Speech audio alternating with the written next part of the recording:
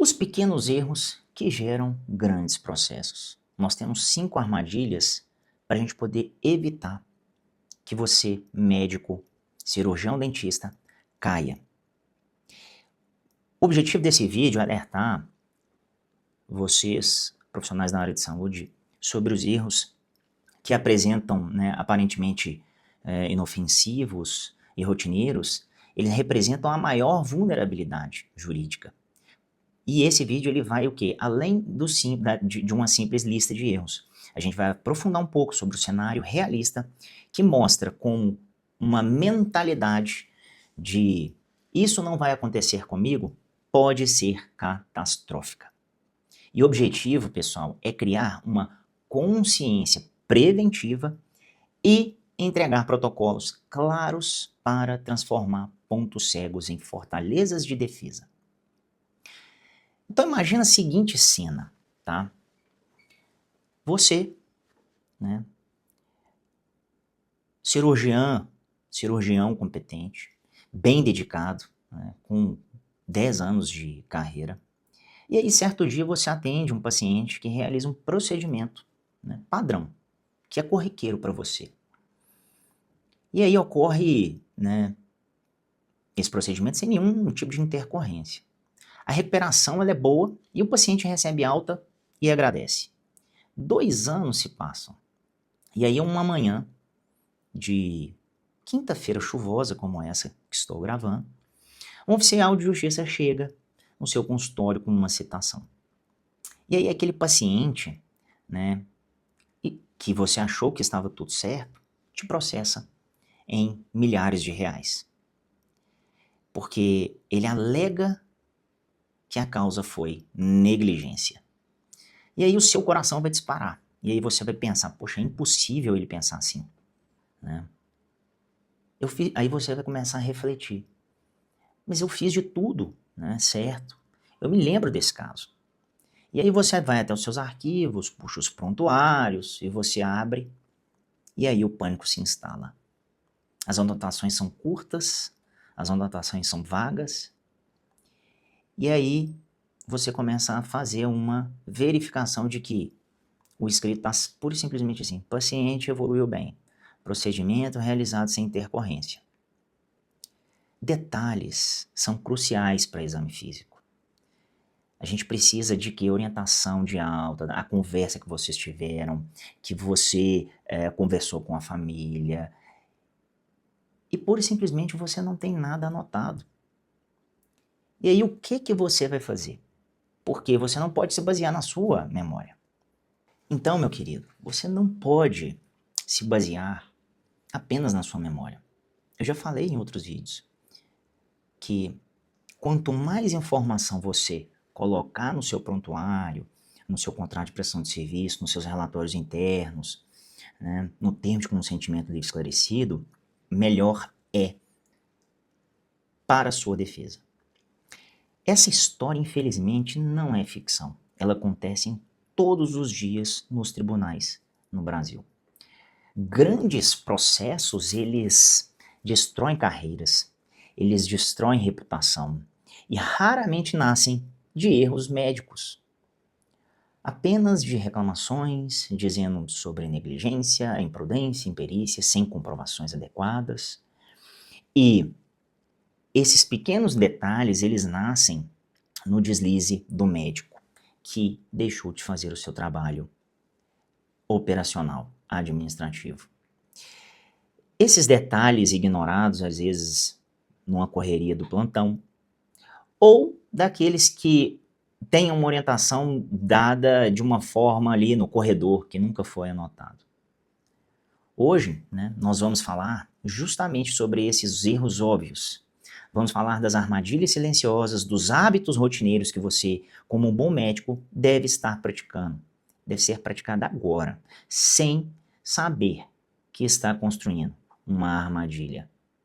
Então você, médico, médica, você cirurgião dentista, que me ouve, esse tipo de problema, ele é mais comum do que vocês possam imaginar. Ele é normal nos tribunais do Brasil.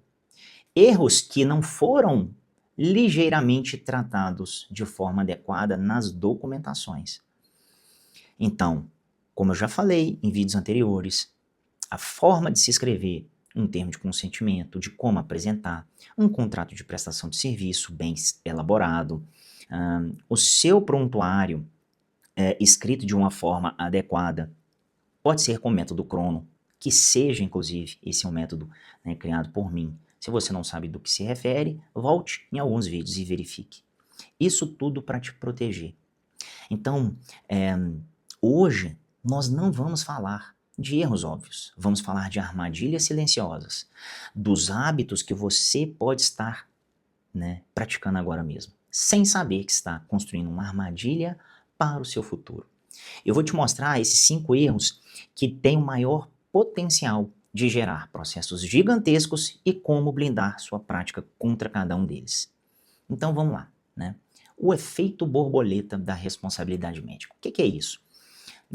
No caso, a teoria do caos, o efeito borboleta, ele postula que ao bater das asas de uma borboleta, ela pode gerar, semanas depois, causas de um tornado em outro lugar do mundo. Na medicina, o princípio é o mesmo.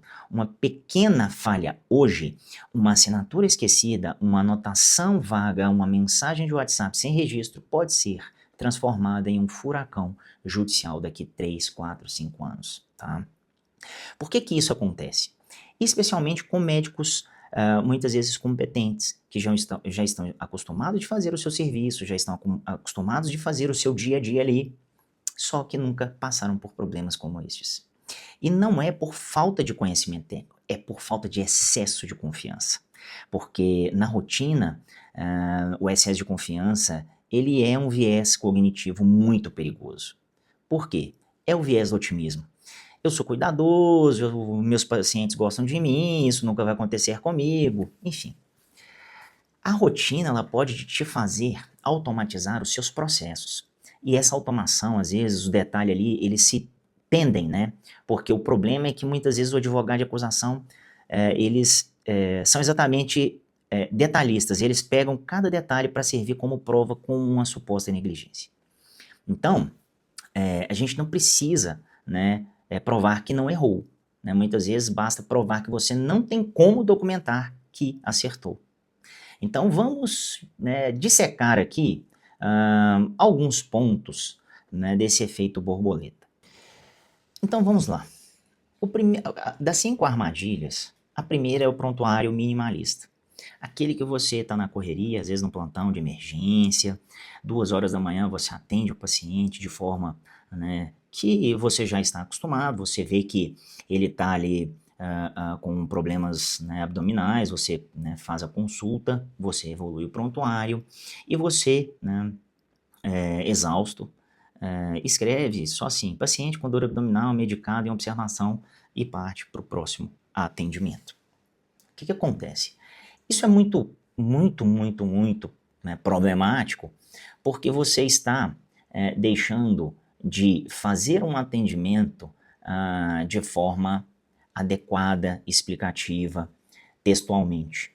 Você não está descrevendo aquilo que realmente, né, às vezes você viu, você acaba tendo uma percepção e escreve outra. Qual que é o risco jurídico disso? Porque o paciente, horas depois, ele tem um apêndice ali, né, supurada. Então, a família vai te processar, alegando que houve demora no diagnóstico, né? E aí o advogado deles pega o seu prontuário e pergunta ao perito, doutor, essas anotações aqui é possível saber que o médico realizou, né, o sinal de Bloomberg, por exemplo? E se ele verificou a temperatura, se ele sequer tocou no paciente, o perito vai falar que não.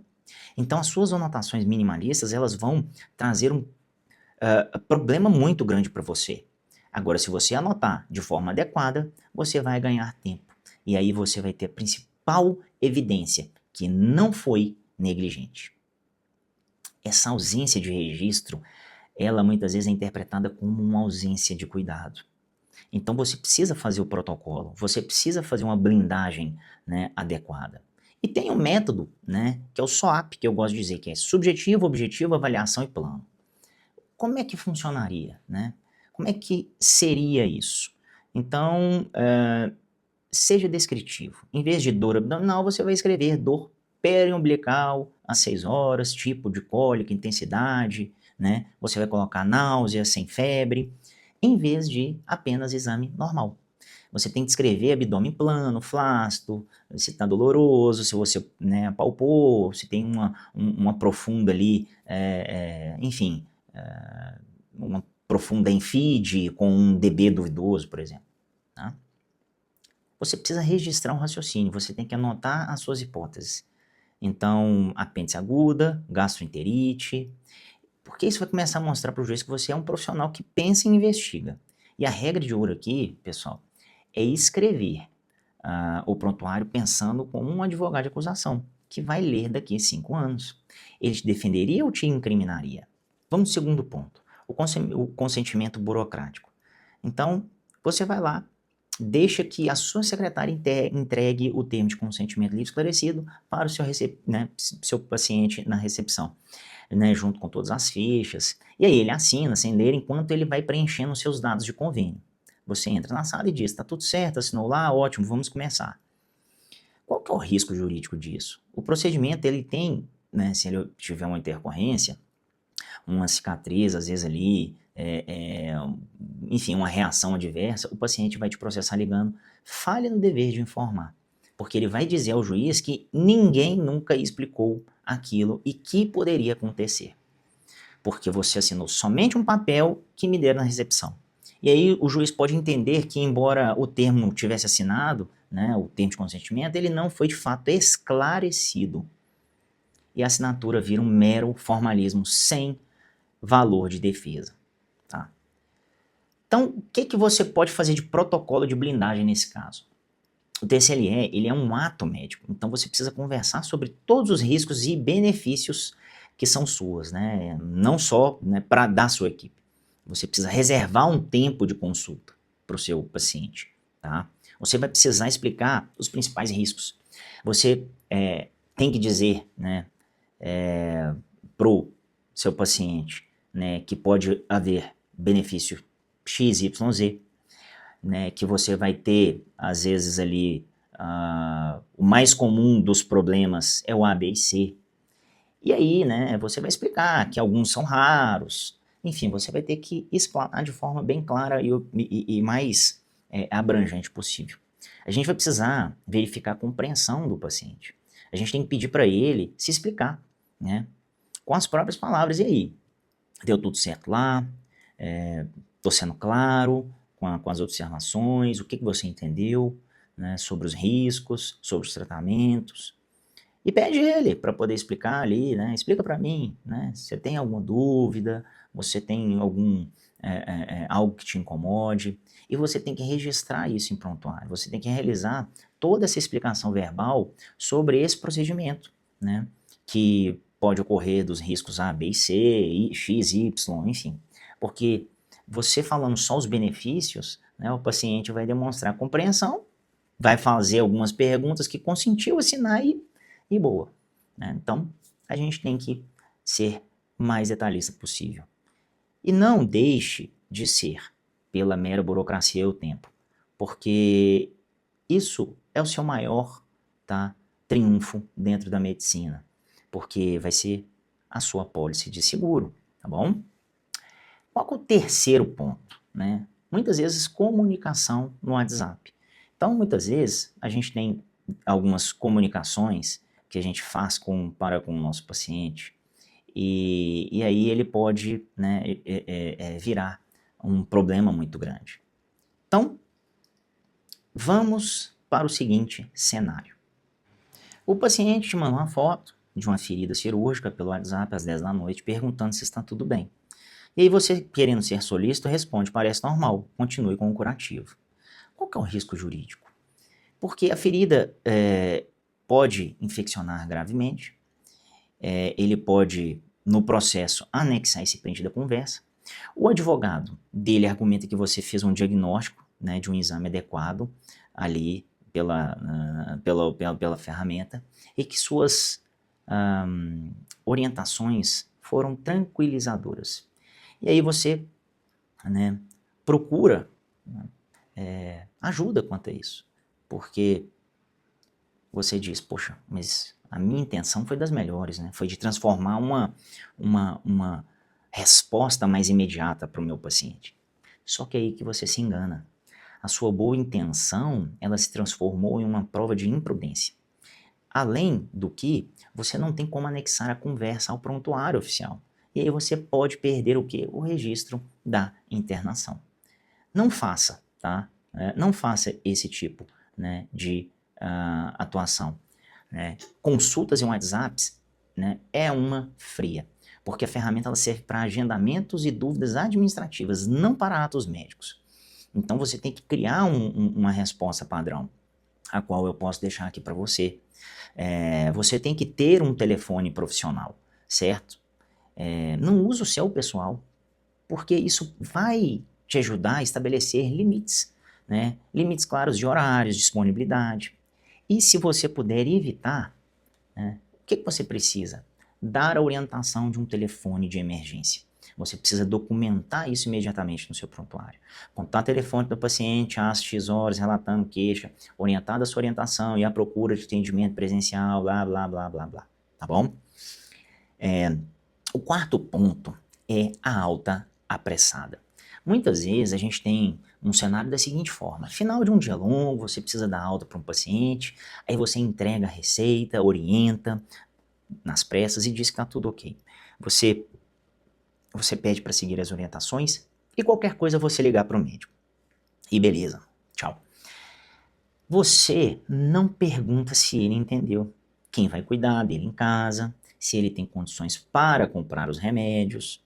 O que acontece é que o paciente em casa usa um medicamento de forma errada, ou às vezes não faz o repouso necessário. E aí vai gerar o quê? Complicações graves. Ele alega que não foi orientado corretamente. E aí o papel, né, que você entregou pode ser claro, mas a ausência de uma conversa empática e de uma verificação de compreensão pode ser configurado como negligência. E o dever de cuidado pós-procedimento. Qual que é o protocolo de blindagem, Cassiano, nesse caso? Bom, a gente tem que ter a alta como um processo, né? E não apenas um evento. Ele envolve o paciente e, se possível, um familiar. Tá? Você tem que explicar e pedir, né, para ele repetir. E aí? As orientações foram repassadas, o remédio é X para tomar em 8 horas, etc. Você precisa ficar de repouso, não pegar peso. E aí você vai, né, explicar para ele poder tomar aquele medicamento. Quando você, né, entrega por escrito e anotado no prontuário, além de entregar esse papel, você vai ter que registrar no prontuário que o paciente recebeu alta de um bom estado, né, geral. Você vai, né, colocar aqui as orientações sobre a medicação, repouso, você vai colocar isso tudo e dizer que o paciente esteve, né, acompanhado pela esposa, tio, qualquer familiar ou qualquer terceiro, tá? Para quê? Para poder demonstrar compreensão e você tirar toda a responsabilidade de si. A quinta armadilha, pessoal, é a delegação em supervisão. Porque imagina, você é chefe de uma equipe, né, ou você é um preceptor de residentes. Você deve, né, você pede para um residente para realizar um procedimento de baixa complexidade. Ou você passa para ele colher o consentimento de um paciente. Aí você confia na sua equipe e não checa o trabalho de perto. Qual que é o risco jurídico disso? O residente comete um erro ou uma falha sem explicar, né, um risco importante ao paciente. E aí o processo vira o quê? Para o residente e para você. Porque a lei entende que o médico-chefe tem culpa em elegendo, que é a culpa da escolha da sua, né, equipe. E a culpa em vigilando. O que seria isso? A culpa na falta de supervisão. Então, existe a responsabilidade solidária, que é um grande mecanismo ali, né, utilizado nos processos. Qual que é o protocolo? Né? Eu gosto de dizer muito sobre os procedimentos operacionais. Então você tem que ter procedimentos operacionais para a sua equipe, como tarefas comuns ali, para todo mundo garantir que estão seguindo o mesmo padrão de segurança. A gente tem que saber exatamente quais são as competências e as limitações de cada um. A gente precisa de uma supervisão ativa, tá? A sua presença, né? Ou seja, uma pessoa experiente, ela é fundamental para esses casos. Especialmente, né, nos casos mais complexos, né? Eu diria até que em casos mais complexos, você não deixar, né, residentes menos experientes até, né, ao seu paciente ali, tá bom? Então, para a gente poder, né, ir finalizando, esses procedimentos são muito importantes, né, que eu coloquei aqui, são os 5, e eu quero, né, concluir dizendo que essas 5 armadilhas, a gente percebe um grande volume, né, de erros grosseiros, né, dentre aos médicos aqui. E nenhuma delas, às vezes, questiona a competência técnica do médico, mas apenas vive um detalhe ali, né, documental, porque você está vivendo no piloto automático. E essa blindagem da sua carreira não é sobre se tornar um advogado ou viver com medo de tudo. Não é isso. É sobre levar o seu padrão de cuidado para incluir o quê? A relevância das documentações e a comunicação. Tá? Ou seja, você vai ter uma gestão de processos. É muito bom entender que um prontuário bem feito é um ato de amor para você e para o seu paciente. Que uma conversa de consentimento bem feita é a mais pura prática da medicina ética. Então, qual é o objetivo desse canal? Trazer ferramentas para você praticar a sua vocação com a mente tranquila. Eu quero, né, saber aí se você gostou, né, dessa jornada, desse vídeo. É um pouquinho longo, eu sei, mas é para sua segurança, né? É para você poder curar o paciente de forma adequada, para você se proteger, né? Porque além de proteger a sua jornada, nós podemos dormir tranquilo e a tranquilidade não tem preço. E ela é construída nestes pequenos detalhes do nosso dia a dia, tá? Então, se esse vídeo te alertou, né, para alguns pontos cegos na sua prática, o primeiro passo que você tem que fazer é encaminhar para um amigo seu, para ele poder ver, aprender, tá? Esse canal, ele é justamente para ajudar vocês nos seus dias, né, no seu dia a dia.